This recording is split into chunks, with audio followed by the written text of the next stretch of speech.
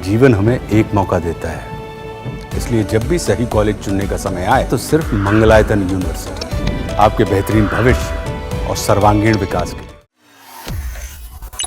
मोदी सरकार ने सरकारी कर्मचारियों को बड़ा तोहफा देते हुए जिस यूनिफाइड पेंशन स्कीम का ऐलान किया था वो 1 अप्रैल 2025 से लागू हो जाएगी। ये राष्ट्रीय पेंशन स्कीम के ऑप्शन के तौर पर शुरू की गई है। हालांकि यूपीएस यानी कि यूनिफाइड पेंशन स्कीम सिर्फ और सिर्फ सरकारी कर्मचारियों के लिए ही लागू होगी जो पहले से एनपीएस यानी कि राष्ट्रीय पेंशन सिस्टम के तहत रजिस्टर्ड हैं। मगर सवाल ये कि आखिर यूनिफाइड पेंशन स्कीम से फायदा क्या होगा? आसान शब्दों में समझने की कोशिश करें तो इस स्कीम के तहत सरकारी कर्मचारियों को रिटायर होने के बाद एक तय पेंशन दी जाएगी।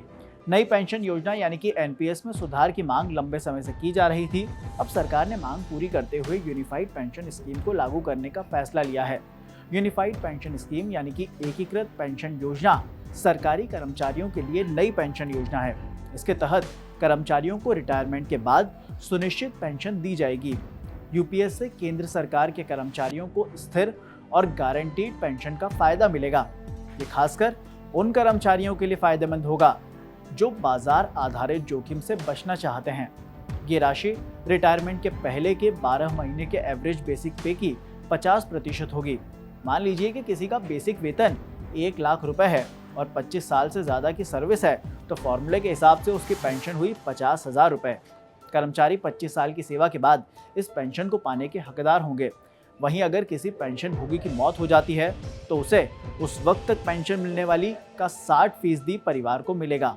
इसके अलावा अगर कर्मचारी की सर्विस 25 साल से कम है और 10 साल से ज़्यादा है तो पेंशन की राशि समानुपातित आवंटन के आधार पर तय होगी। महत्वपूर्ण पहलू यह है कि कर्मचारी का कार्य वर्ष चाहे जितना भी हो उसकी पेंशन की न्यूनतम राशि 10,000 रुपये से कम नहीं होगी। मान लीजिए किसी की बेसिक इनकम 15,000 रुपये है तो फॉर्मूले से पेंशन 7,500 रुपये बनती है, लेकिन चूंकि न्यूनतम 10,000 रुपये की गारंटी है इसीलिए उसे 10,000 रुपये मंथली पेंशन भी मिलेगी। हालांकि केंद्र सरकार के कर्मचारियों को नई पेंशन योजना यानी कि एनपीएस में बने रहने या एकीकृत पेंशन योजना यूपीएस में शामिल होने का फैसला लेने का पूरा अधिकार होगा। यानी कि सरकारी कर्मचारियों के पास विकल्प होगा कि वो एनपीएस या यूपीएस में से किसी एक को चुन सकते हैं। साथ ही ये उन सभी लोगों पर लागू होगा जो 2004 के बाद से एनपीएस के तहत पहले से ही सेवानिवृत्त हो चुके हैं।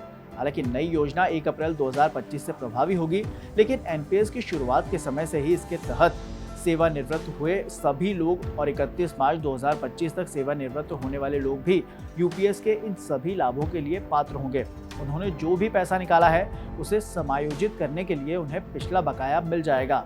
हालांकि एक सवाल ये भी बनता है कि राष्ट्रीय पेंशन योजना यानी कि एनपीएस क्या है? दरअसल केंद्र सरकार ने 1 जनवरी 2004 से योगदान आधारित पेंशन प्रणाली, जिसे राष्ट्रीय पेंशन योजना कहा जाता है, इसकी शुरुआत की थी। इस योजना के तहत सरकारी कर्मचारी अपनी मासिक वेतन से पेंशन के लिए योगदान करते हैं। इसमें नियोक्ता का भी मिलान योगदान होता है। इन फंडों को पेंशन फंड मैनेजरों के जरिए निर्धारित निवेश योजनाओं में फिर निवेश किया जाता है। फिलहाल के लिए इस खबर में इतना ही। देश और दुनिया से जुड़े तमाम अपडेट्स के लिए आप देखते रहिए दैनिक जागरण।